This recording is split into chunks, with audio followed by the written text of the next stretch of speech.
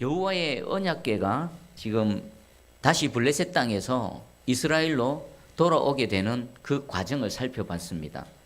블레셋 땅에 여호와의 언약궤가 무려 7개월 동안 머물러 있었죠. 그 7개월 동안 머물러 있는 동안에 블레셋 땅에는 무슨 일이 일어났습니까? 처음에 전쟁에서 승리를 하고 또 여호와의 언약궤까지 탈취해서 자신들의 신 다곤 신전 옆에 딱 갖다 놓을 때만 해도 그들의 마음은 어땠습니까? 와, 우리가 이겼구나. 이렇게 기쁠 수가 없구나.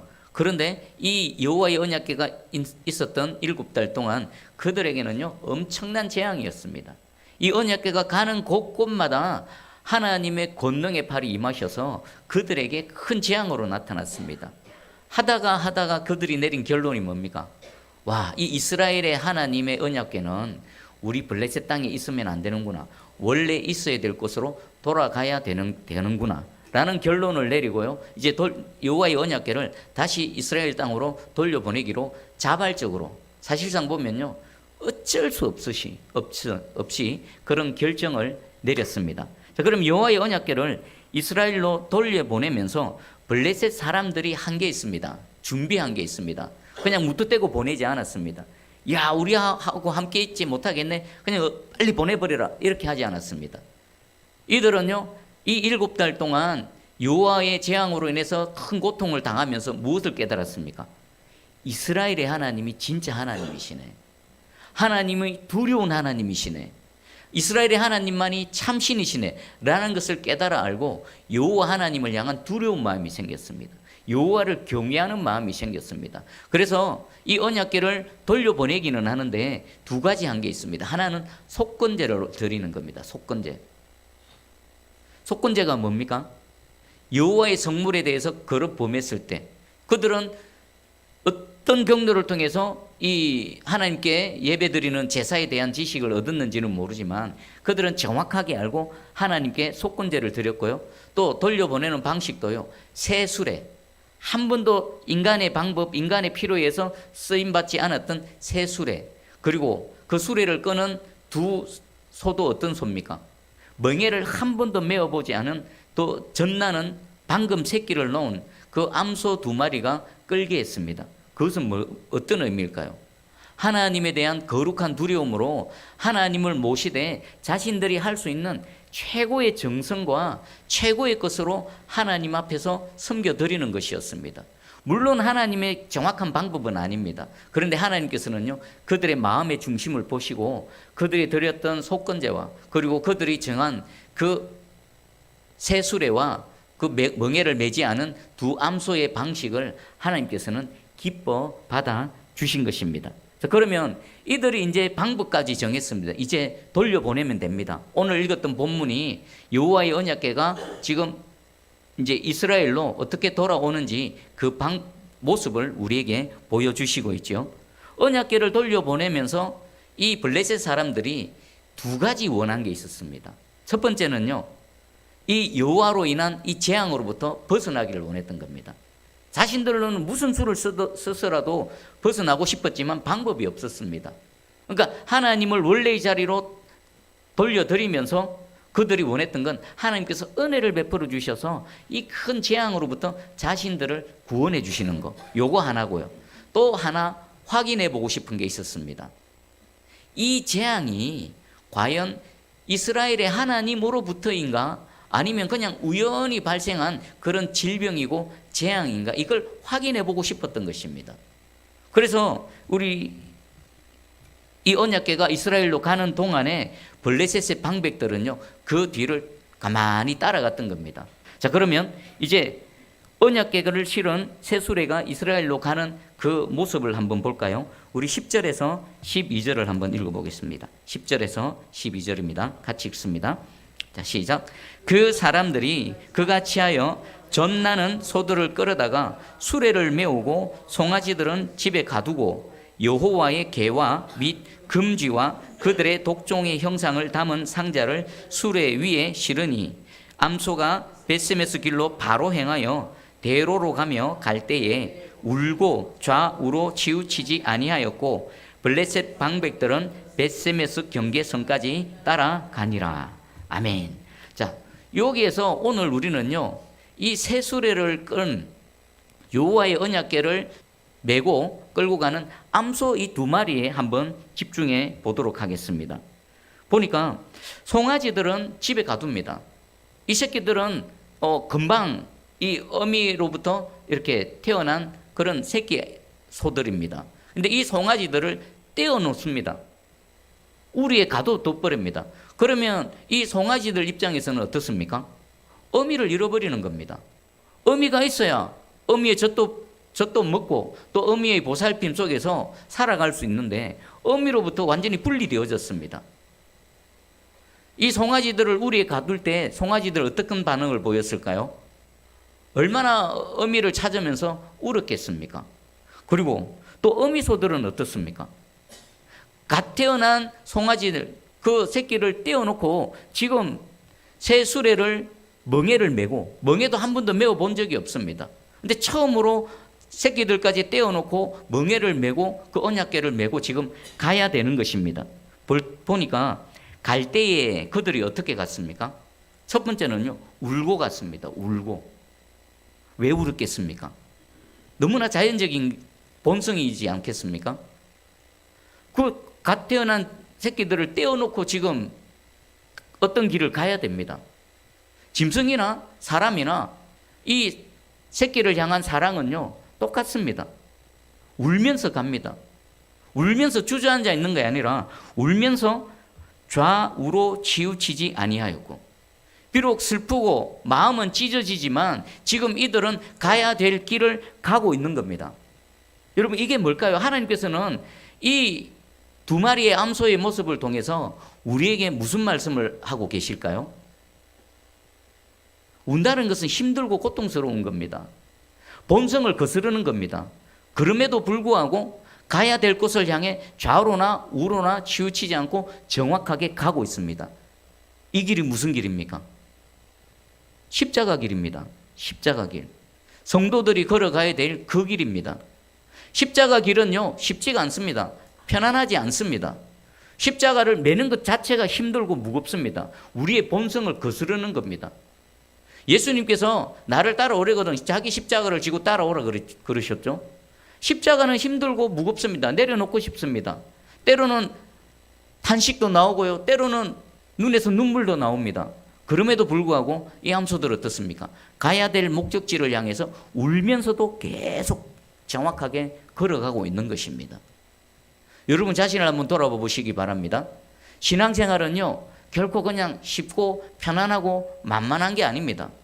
그동안은 예수 그리스도를 몰랐을 때는 내가 주인이 되어져서 내가 그냥 내 마음대로, 내 본성이 이끄는 대로, 내 육신이 이끄는 대로 살아가면 되었었습니다. 근데 예수 그리스도를 믿는 순간 어떤 존재가 됩니까? 주인이 바뀌어버리는 겁니다. 삶의 방식이 바뀌어버리는 겁니다. 삶의 목표가 달라지는 겁니다. 내가 가야 될 인생의 최종 목적지가 달라지는 겁니다. 그 길을 걸어가기 위해서는 어떻습니까?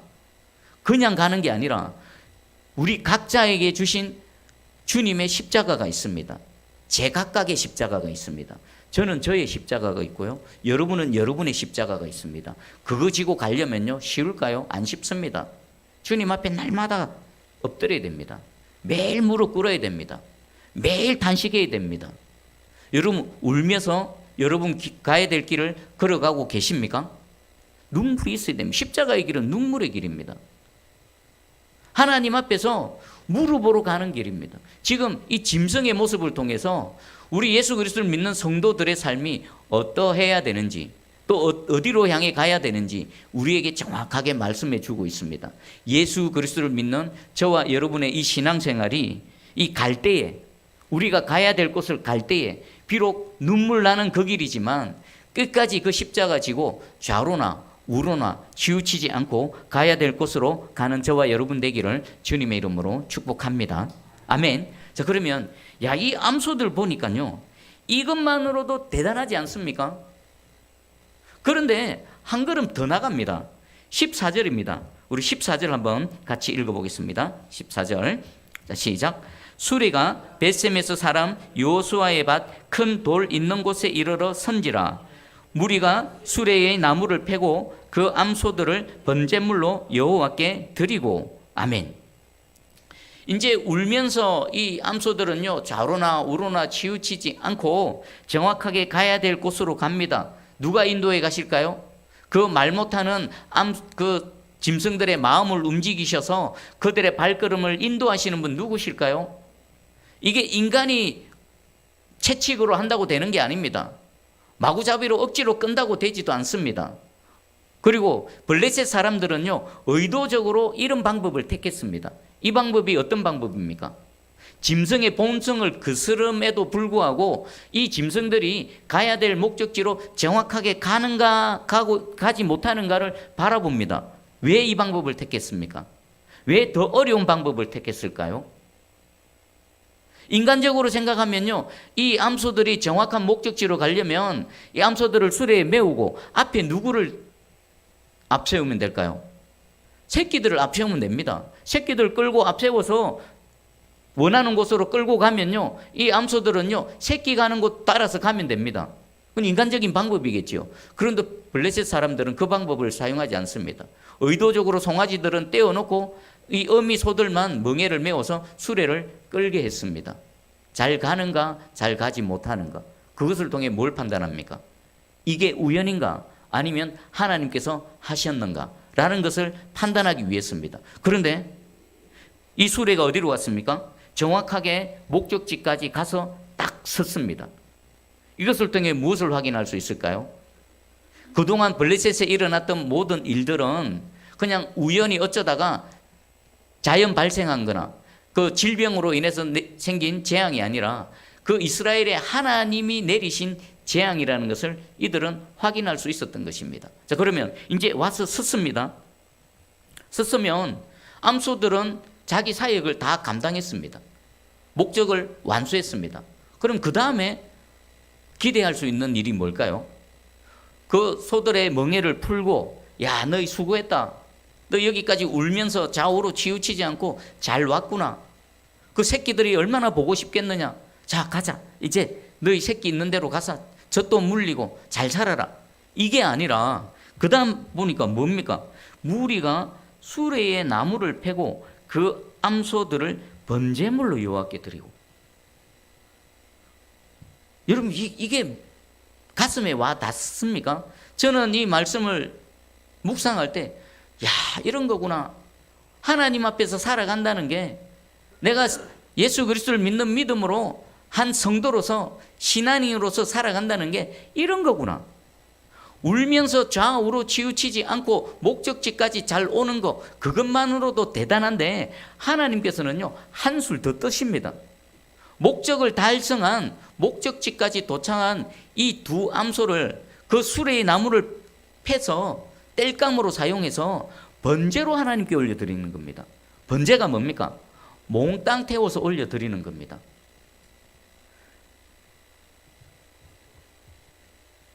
신앙생활은요, 결코 그냥 쉬운 게 아닙니다.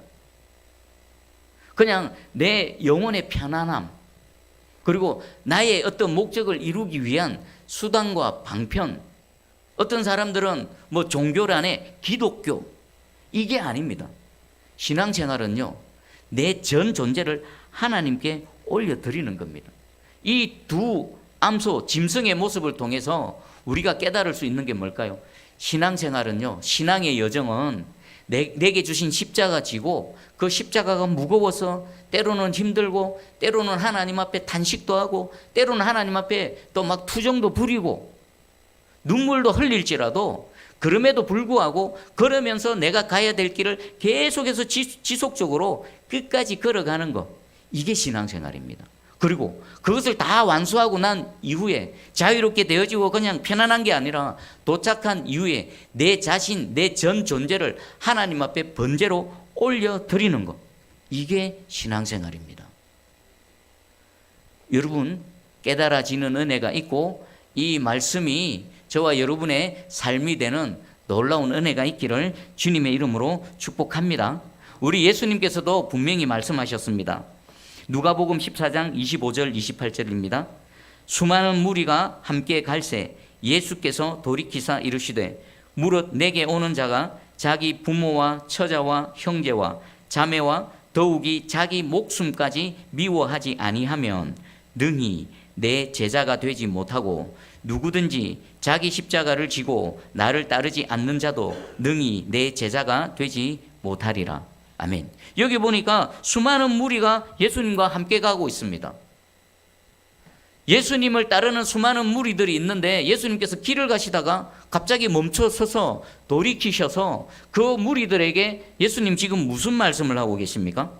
내게 오는 자, 예수님을 따르는 자, 예수님과 함께하는 자는 무엇을 해야 됩니까? 자기 부모와 처자와 형제와 자매와 심지어는 자기 목숨까지 미워하지 않고는요, 예수님의 제자가 되지 못한답니다.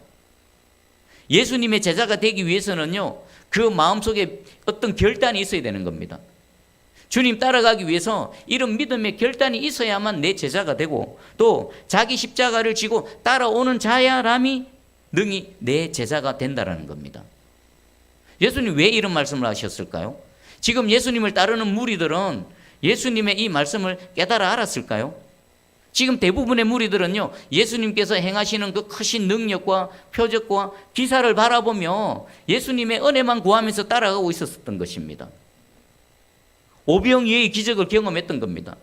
수많은 병자들이 병나음의 은혜를 입는 것을 보고 자신도 그 은혜를 바라면서 예수님 따라갔던 것입니다. 근데 예수님은요, 그게 아니라 너희가 나를 따라오려거든 이러 해야 된다라고 말씀하고 계십니다. 이게 뭡니까? 자기 십자가 지고 인간의 본성을 거스르고 그를 주님을 따라가는 자야람이 진정한 주님의 제자가 될 수 있다는 겁니다. 그러면서 예수님 덧붙여서 말씀하십니다. 너희 중에 누가 망대를 세우고자 할진대 자기의 가진 것이 준공하기까지 족할는지 먼저 앉아 그 비용을 계산하지 아니하겠느냐? 예수님 뭐라고 말씀하시는 걸까요? 너희가 지금 나를 따라오고 있는데 과연 내가 가는 그 길을 끝까지 따라올 수 있는지 너희의 마음을 한번 점검해 보라는 겁니다. 이들에게는 이 무리들에게는 아직 십자가가 주어지지 않았습니다. 제자들에게만 십자가가 주어졌습니다.